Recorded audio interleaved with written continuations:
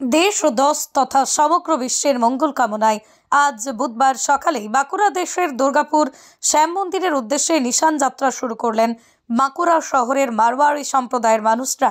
কুচকুচিয়া শ্যাম মন্দির থেকে সুদৃশ্য ট্যাবলো বাদ্যযন্ত্র সহযোগে শিশু, মহিলা, পুরুষ নির্বিশেষে 150 জন শ্যাম ভক্ত দুর্গাপুর শ্যাম মন্দিরের উদ্দেশ্যে রওনা দেন।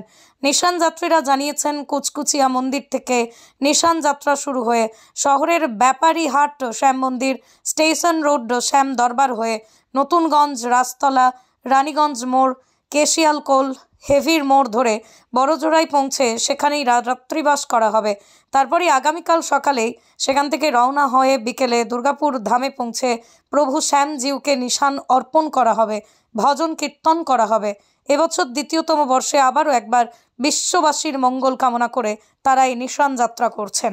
সকলের মঙ্গল কামনার্থে এই নিশান যাত্রা বার করছি। গত বছর আমরা বাঁকুড়া ধাম থেকে রানীগঞ্জ ধাম একটি প্যাদাল নিশান যাত্রা বার করেছিলাম।